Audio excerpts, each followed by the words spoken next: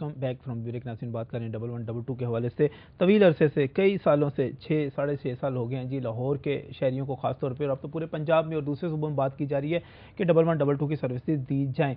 पहले ब्रेक में जो हिस्से में जो भी बात हुई वो थी 1112 की सर्विसेज के हवाले से। डी जी साहब यहाँ पर मौजूद हैं, रिजवान नसीर साहब। उन्होंने तफसील के साथ बताया भी, अपनी कामयाबियाँ भी बताई। बहुत बड़ा क्रेडिट है जी, आप लेते हैं, बिल्कुल बजा तौर पर लेते हैं। 10 लाख अफराद को रेस्क्यू करना, समझता हूं हम लोगों के 10 क्रेडिट है जी, बिल्कुल। हमें फख्र महसूस होता है इस सोसाइटी का हिस्सा होते हुए कि हमारे पास भी एक ऐसी सर्विस मौजूद है जिस पर हम फख्र कर सकते हैं। लेकिन दूसरी तरफ बहुत सारी कुछ ऐसी चीज़ें होती हैं रिजवान साहब, शिकायत भी लोगों को होती हैं। ख़ास तौर पे मैं लाहौर की बात करूंगा, शालमी की बात करूंगा। आप पहले बात कर रहे थे, मैंने इसलिए आपको टोक दिया, मैं बाकायदा आपसे सवाल करना चाहता इस हवाले से। शालम मार्केट में आग बुझाने की बात की गई, वहाँ पर लोगों ने कहा कि 1112 की जो फायर सर्विस थी वो रिस्पॉन्ड उस तरह नहीं कर सकी। आपके पास डीजल तक ख़त्म होता रहा गाड़ियों में, पानी तो ख़त्म होने की बात अलहदा थी, डीजल तक ख़त्म होता रहा। और वहाँ पे अगर आप लोग वक्त पर वहाँ पर पहुँच जाते तो ख़ासतौर पर ये जो दूसरी आग लगी थी, इतना नुकसान ना होता जितना हुआ है।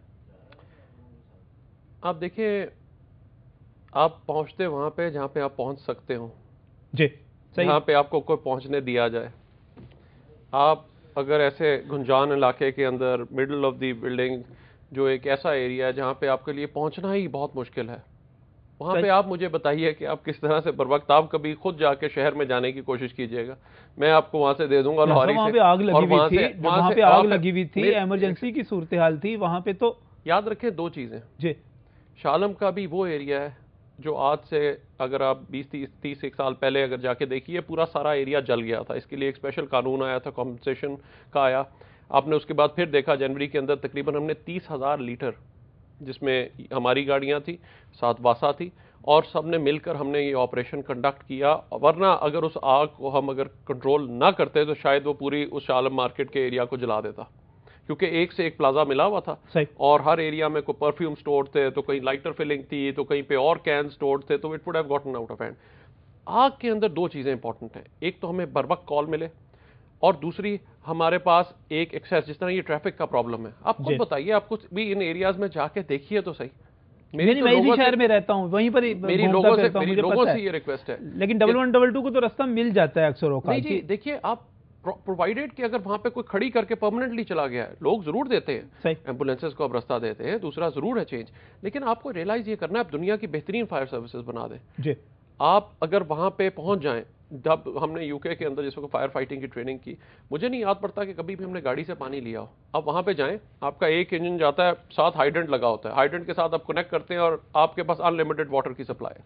सही। आपका यहाँ पे क्या प्रॉब्लम होती है और उसके साथ आप फायर फाइटिंग कर सकते हैं। एक तो पहुंच ही नहीं सकते, 500 फुट अंदर जाके होजेज ले कर रहे हैं, उसके बाद प्रेशर लॉसेज हो रहे हैं, फिर 7वीं 8वीं मंजिल के ऊपर जा रहे हैं, 2-2 फुट की सीढ़ियां हैं। आप सोचिए किस तरह से बंदा ऑपरेशन करे। जब पहले आग लगी थी, बैरियर सेंटर वाली आग लगी थी, तब आप वहां पे मौजूद भी रहे और मुख्तलिफ चैनल्स पे आपने बार बार बात की, आपने इंतजामिया के साथ बात की, आपने चैनल्स पे बात की, आपने कहा यहाँ पे फायर हाइड्रेंट्स होने चाहिए, यहाँ पे पानी जो है उसकी तरसील।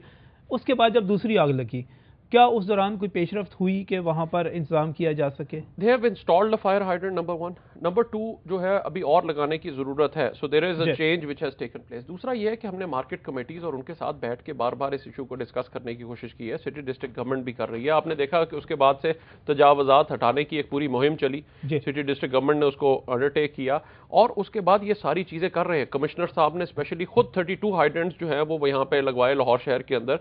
आपने इचरे की फायर देखी होगी, पूरा भंडारा सेंटर जो जलने से बच गया वो बिकॉज ऑफ दैट हाइड्रेंट बच गया। उससे पहले एक दफा जल चुका था पूरा वो। तो ये अगर हाइड्रेंट होने की वजह से बच गया, तो इसलिए ये चीज एक है। आप देखिए दुनिया में, अगर मैं वो भी बार बार कह रहा हूं कि बेस्ट सर्विसेज भी आ जाए, अब अमेरिका से सर्विसेज उठा लाएं, यूरोप से, अगर उनके पास वहां पे फायर हाइड्रेंट नहीं होगा, पानी की सप्लाई नहीं होगी, हर बार गाड़ी भरने जा रही है, इस तरह से चीजें नहीं चलती। फिर डीजल भी खत्म हो जाता है। डीजल खत्म होने का मसला ही आता है। आपकी गाड़ी, लोग कह रहे थे, आपकी गाड़ी, लोगों से कहा गया कि डीजल गाड़ी आई और गाड़ी आके ब्लॉक हो गई और उसके बाद दूसरी गाड़ियों को आने का रास्ता नहीं मिल रहा। अब वो एक गाड़ी सर्टेन टाइम तक तो ऑपरेशन कर सकती है, उसके बाद तो ऑब्वियसली उसको अगर आगे निकलने का रास्ता नहीं मिल रहा, फ्रंट पे गाड़ी वही है, ना वो निकल सकती है कुछ और, क्या करें। दूसरी चीज जो आप कर रहे हैं, जो लास्ट टाइम भी हमें प्रॉब्लम आई, ये भी मैं क्लियर करना चाहता हूं। अगर आप देखिए, हमारे रेड कलर के होजेस थे, जो दूसरे थे वो हमारी सिटी डिस्ट्रिक्ट गवर्नमेंट या दूसरे म्यूनसिपैलिटीज से जो लोग आते हैं वो जनरली उनकी प्रॉब्लम्स और उस किस्म की रहती हैं। इस किस्म की रेस्क्यू के अंदर जो है वो हमारी कोई प्रॉब्लम्स ना है और हम कोशिश यही करते हैं कि ऑपरेशंस को अपने स्मूथली चलाते रहें। बट वो चीजें तो वो जो अक्सर आपने फटी हुई और दूसरी सारी चीजें देखी थी वो ज्यादातर हमारी म्यूनसिपैलिटीज की थी। और उन्होंने वो क्योंकि सिस्टम को इतनी देर मेंटेन नहीं रख सके, इसी वजह से रेस्क्यू 1112 को फायर सर्विस का चैलेंज लेना पड़ा। हमने तो ऐसे चैलेंज समझ के, बिकॉज लोगों की मजबूरी देखते हुए बड़ा इशू उठा था। एक आपसे पहले बात हुई थी, फायर फाइटिंग का जितना सिस्टम है आप जो है रिक्वायरमेंट को पूरा नहीं करते, आप इंटरनेशनल स्टैंडर्ड्स को मीट नहीं करते, ये बात की गई थी पहले भी। इसमें मैं आपको क्लियर करता चलूं, मैंने जिस तरह बार बार कहा कि दुनिया की आप बेहतरीन फायर सर्विस बना दें, 50% काम फायर सर्विस का है, 50% काम फायर सेफ्टी का है। फायर सेफ्टी से क्या मुराद है कि फायर डिटेक्शन अलार्म लगाओ। मसलन बैरिया सेंटर पता नहीं कब की आग लगी हुई थी, जिस वक्त वो आग एकदम सुलग के एक सर्टन लेवल पे चलेगी, फ्लैश ओवर बैक ड्राफ्ट हुआ, बिल्डिंग ने एकदम कोलैप्स हुई, उस वक्त पीपल स्टार्टेड नोटिसिंग कि यार ये क्या हो गया। आप देखिए, अगर आपको बर वक्त आग का डिटेक्ट कर ले थ्रू अ डिटेक्शन सिस्टम, बर वक्त फायर सर्विस को इन्फॉर्मेशन दे दे, आपके स्प्रिंकलर सिस्टम और हाइड्रेंट सिस्टम्स वहां पे ठीक लगे हुए हैं, तो आग के ऊपर आप काबू पा लेंगे। लेकिन अगर एक बार आग बेकाबू हो जाए, आपके पास वहां पे कोई फाइटिंग के लिए सिस्टम ना हो, अंदर हाइड्रेंट सिस्टम ना हो, पानी की सप्लाई अवेलेबल ना हो, दुनिया की आप बेहतरीन सर्विसेज ले आए वो डिलीवर नहीं कर सकती। सही, आप समझते हैं कि आपका सिस्टम जो है प्रॉपर्ली काम कर रहा है, you are satisfied with all the services you are providing to the city? 70%, 70 to 80%, वो एक 70-80% डेवलपिंग कंट्री के अंदर, और उसके अपने हिसाब को और अपने उसके हिसाब से रखा जाए तो आई थिंक एक रीजनेबल एस्टैब्लिश कर लिया। वी वुड नॉट से it's the best, it's but मुझे जब पता चला ना कि आप आ रहे हैं प्रोग्राम में, तो आपके इदारे के कई लोगों ने राब्ता किया, उनके कारकुन जो हैं बड़े बददिल हैं, बड़े परेशान भी हैं, बददिल भी है और आपके खिलाफ भी है। कुछ सेटिस्फेक्शन नहीं है वहाँ पे, कुछ इत्मीनान नहीं है, कारकुनों में इत्मीनान नहीं है, शहरी चाहे इत्मीनान में हो। बिल्कुल सही आप कह रहे हैं। दो चीजें हैं जी। इस वक्त मुझे बता दीजिए कि इस वक्त अगर आप जब भी आप कोई स्टडी करते हैं या कुछ और, एक कंट्रोल ग्रुप भी लेते हैं आप, सही है, कंट्रोल ग्रुप का मकसद ये होता है कि जनरल पॉपुलेशन को भी ले लीजिए। अच्छा, इस वक्त जो एक जनरली शहरी भी जा रहा है उससे भी पूछ लीजिए कि वो कितने इस वक्त शहरी हैं जो कि इस वक्त एक सेटिस्फाइड पोजीशन के अंदर होंगे। आई विश कि सारे के सारे सिस्टम ठीक हो जाए, मेरे एम्प्लॉय जो है वो रात को कभी लोड शेडिंग में ना रहे और आके आइडियली काम कर सके। देखिए, पूरा माशरा, पूरी एनवायरनमेंट एक साइड पे काम करती है, नंबर 1। नंबर 2, हम अपने स्टैंडर्ड्स के ऊपर, क्वालिटी के ऊपर, दूसरी चीज़ों के ऊपर, इनके ऊपर हम कॉम्प्रोमाइजेज नहीं कर सकते। तो वहाँ पे उनको इंश्योर करना, उनको मेयार को, उन सब चीज़ों को मेंटेन रखना, आई थिंक ये एक इंपॉर्टेंट चीज़ है। और मुझे काफ़ी नाराजगियाँ काफ़ी महसूस हुई। मुझे कई दोस्तों ने कहा यार ये ज़रूर पूछ लेना कि जो इमरजेंसी हैंडबुक छपवाई है वो अपने नाम के साथ सरकारी खाते से छपवा के तकसीम कर रहे हैं। रेस्क्यू ग्रीन बुक कवानीन की है, 100 रुपये लिए थे, 6000 किताब, उसमें सारा कुछ कर दिया। ब्रिगेडियर अरशद नियाज़ साहब का पूछते रहे, लोग कहने लगे उनका कह दें। फिर मुल्तान में जो लड़के फोत हुए, मुझे उन्होंने बताया कि बिल्कुल जनाब, बिल्कुल कोई देखिए उसका कुछ नोटिस नहीं लिया गया।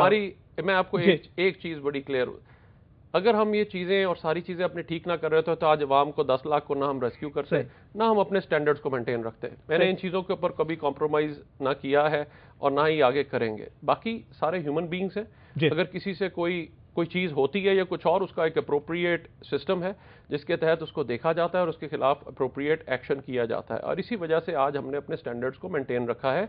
आज अगर आप 10 लाख लोग जो रेस्क्यू हुए हैं उसके आप देखिए कि तमाम जिलों में एक स्टैंडर्ड मेंटेन रहा है, अपनी क्वालिटी ऑफ सर्विसेज को हमने बरकरार रखा है, एवरेज रिस्पॉन्स टाइम को बरकरार रखा है। तो ये सिर्फ इसी वजह से है बिकॉज हमने एक सिस्टम्स बनाए हुए हैं।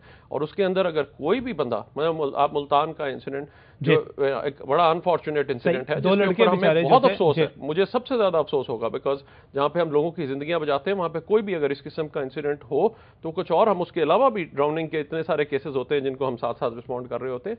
वहां पे जो हुई उनके साथ एक अनफॉर्चुनेट इंसिडेंट, वो इमीडिएटली ये एक उन्होंने समर कैंप लगाया हुआ था जिसके अंदर जो इमीडिएटली जिस वक्त ये इंसिडेंट बॉम्ब ब्लास्ट हो गया, जिससे हमारे डिस्ट्रिक्ट इमरजेंसी और इमरजेंसी ऑफिसर्स को मूव करना पड़ा towards the bomb blast site. और उसके पीछे जो हमारे community safety officer who was responsible over there, उसको प्रॉब्ली ड्राइवर को बच्चों के इसरार के ऊपर उनको डेफिनेटली बिठाना नहीं, even if they are insisting, आपको नहीं करना चाहिए। और अगर कोई भी इसमें जो मुलव्वस, हमने इंक्वायरी कंडक्ट की है और उसके खिलाफ जो भी होगा उसके खिलाफ सख्त से सख्त एक्शन लिया जाएगा। जी, इमीडिएटली एक्शन हम ले रहे हैं। देखिए, आप वो अभी तक कह रहे थे कोई एक्शन लिया नहीं गया जी, वो कम्युनिटी प्रोग्राम की हेड जो रखी है बानो, उनको उनकी गफलत थी, उनको लेना चाहिए था, हटाना चाहिए था। ऐसा नहीं, जो मुतल्लिका लोग हैं उनके साथ ये अब आप गलत, और जो चीज जिनको निकाला गया या जिन एम्प्लॉइज को, उनको तो ऑब्वियसली रंजिश रहती है। वैसे ही लोग बता रहे थे, मैंने कहा चले आपसे पूछ लूं। लेकिन एक बड़ी अहम बात, बहुत सारे डिस्ग्रंटल लोग मैंने आपसे बहुत सारी चीजें पूछनी है जिनको मेयार ना रखने की वजह से या स्टैंडर्ड्स को ना इंश्योर करने की वजह से बरतरफ किया गया। मैंने जो आपसे अहम चीज पूछनी है, ये चीजें खैर शिकायतें तो हर इदारे में चलती रहती हैं, जो अहम चीजें पूछनी है वो ये कि इस शहर को महफूज कैसे बनाया जा सकता है, क्या सिफारिशात हैं। इस ब्रेक के बाद